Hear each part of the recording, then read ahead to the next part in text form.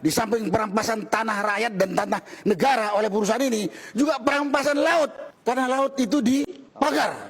Ada aparat polisi tanya kepada saya, ada apa kau tanya? Kapolres tanya, izin siapa di tempat ini Pak, katanya. Ya izin yang punya tanah, saya bilang. Di sini apa yang bisa saya simpulkan? Polisi pun berpihak kepada pengusaha hitam ini. Kemarin saya dengar kepala desa bagi-bagi beras kepada rakyat di tempat itu.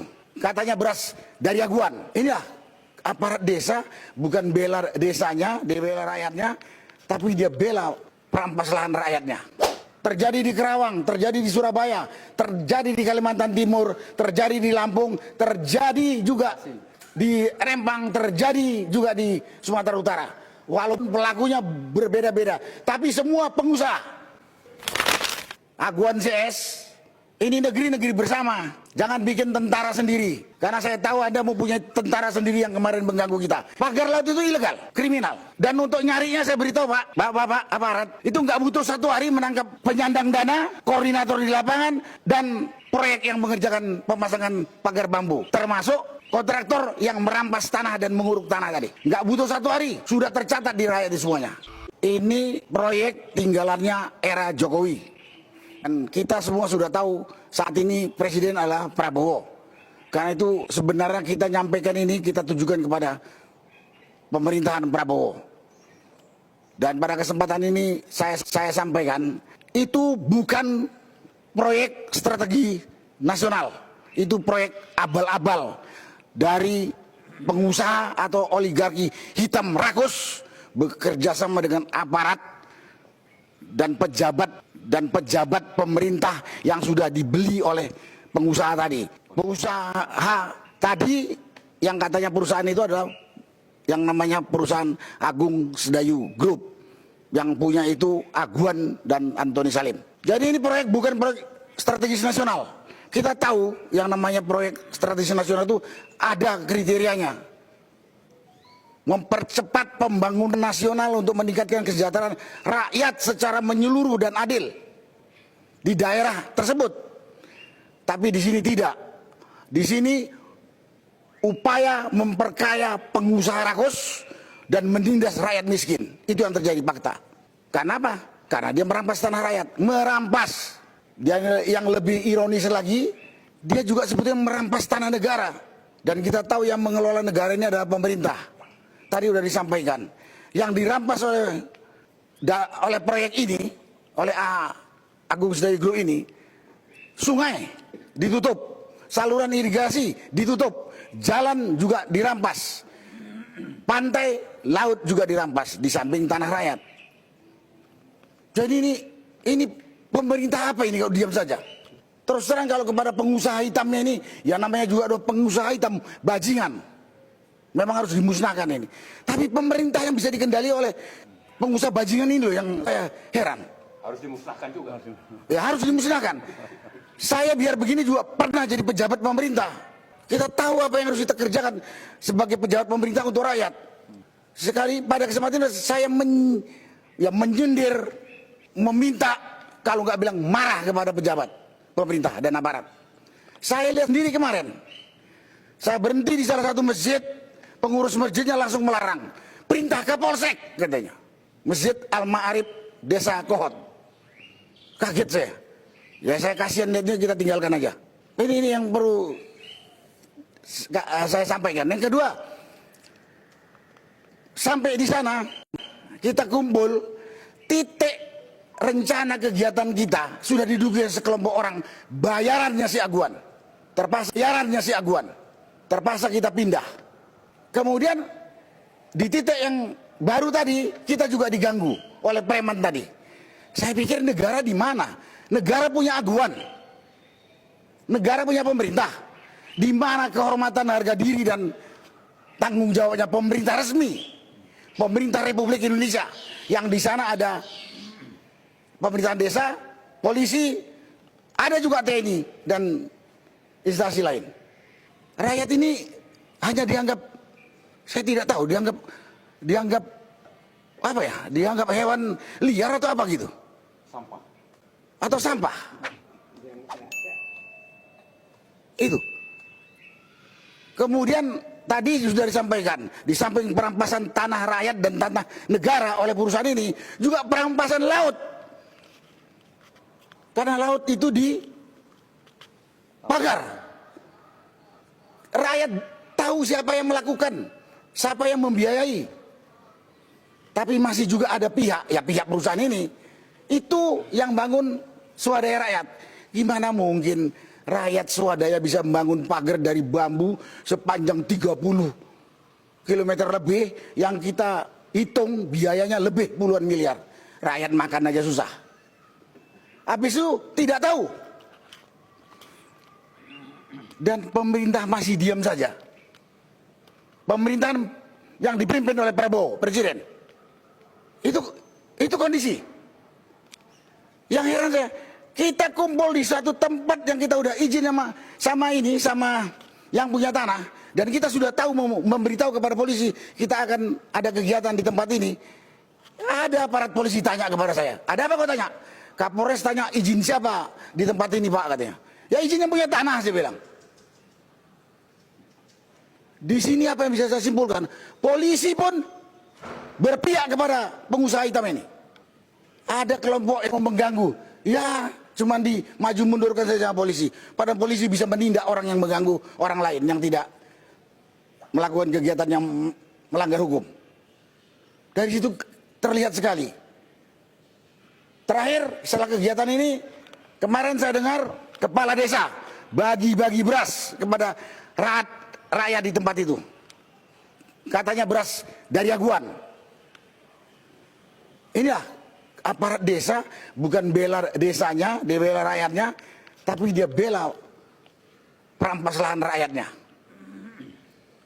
Dan banyak lagi, kalau saya cerita sini panjang lagi. Kemudian pagar laut, itu satu kesatuan dengan yang di darat. Itu tanah negara, dipagari. Yang kita sudah dengar, kira-kira ini akan direklamasi. Ya dugaan kita akan direklamasi. Nanti untuk daerah, ya mungkin dia punya resort lah, supaya rakyat makin terpuruk. Karena itu kalau saya ngomong sekarang ini, di mana aparat pemerintah, baik yang ada di pusat, di provinsi, di daerah sampai di desa, ada penindasan kepada rakyat, penindasan biadab. Bayangkan aja, ada tanah yang belum dibayar sudah diuruk. Ada yang baru dibayar separuh udah diuruk. Ada yang belum dibayar tapi surat tanahnya udah diambil. Itu terjadi di sana. Kan lebih biadab dari penjajahnya. Kalau saya baca sejarah kira-kira lebih biadab dari penjajah Belanda dulu waktu menjajah Indonesia itu. Dengan kita punya pemerintahan sendiri. Loh, apa artinya kita merdeka 17 Agustus dulu? Karena itu pada kesempatan ini saya hanya minta kepada Presiden Prabowo, Bapak sudah cukup lama, saya yakin dengar kasus penindasan ini. Dan ini hanya satu diantaranya. Tadi sudah disampaikan oleh Pak Marwan. Terjadi di Kerawang, terjadi di Surabaya, terjadi di Kalimantan Timur, terjadi di Lampung, terjadi juga di Rempang, terjadi juga di Sumatera Utara. Walaupun pelakunya berbeda-beda, tapi semua pengusaha.